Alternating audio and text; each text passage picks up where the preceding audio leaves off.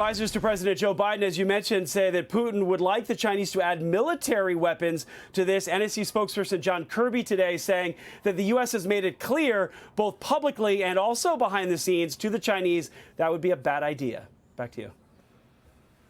Edward, thank you for that. Edward Lawrence at the White House. I want to go to Doug Collins. You know him, of course, as a former Georgia Congressman. More importantly, has served this country with great honor and distinction in the Air Force Reserve et al. I can go on and on about him, but he doesn't like me talking about that part of him. He's just a modest guy. If I had his background, I would not be so modest. But anyway, Congressman, very good to see you. I'm just wondering what you make of this meeting. I mentioned what each country kind of has, you know, economically at stake. Russia's almost desperate. China has cash to burn almost.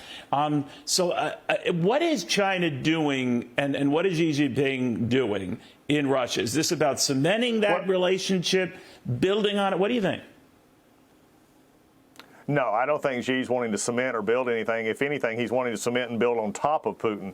Look, he has much grander vision for China over the next few years. He sees this as a positioning chip that he can use his the Russians to get what he wants. He's getting cheap oil. He's getting cheap minerals. He can sort of name his price to Putin because Putin is absolutely desperate. So I see this more as a very unequal relationship right now in which Xi sees this as a chance to raise his standards in the world, his stakes in the world, showing that he is the premier player in this fight against America, and that really frankly, he would throw Putin over the side, I believe, in a heartbeat if it furthered China's aims. This is simply to keep Putin in line to where he wants to go.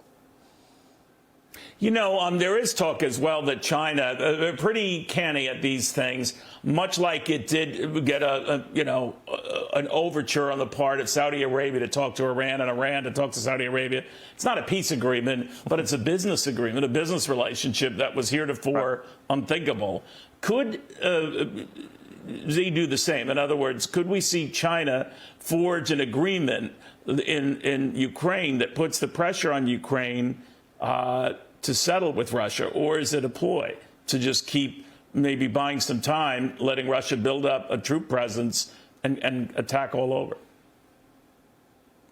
I think it's more of a ploy, Neil. I mean, think about this for a second. Ukraine has, the United States, Britain, Europe, and the rest in this area, and most are saying Ukraine is not going to bend, and Zelensky is saying that as well. I think for Putin and Xi in this relationship, Xi is sort of naming the terms and saying, okay, if you want to continue to do this, fine. Just don't basically get too far out over your skis. We'll continue to help you. But at the end of the day, China is cold in one aspect. They are only concerned about China. They're only concerned about the business aspect of China. They're only concerned about the furthering their government control of the world in many ways. This is simply an extension. But unfortunately, for the Biden administration to say China is not already sort of playing in Ukraine, especially from a military perspective, as Chairman McCall actually said, the drone situation and others, it's just wrong. So I think China is just trying to use this on the world stage to say, see, we're the bigger player, but yet behind the scenes, they're saying, okay, we're making money off of this. We're going to continue to see Russia weakened at number one. We're going to see us put more in line with America. And I think the Americans, we have got to actually begin to realize that China is not our friend here.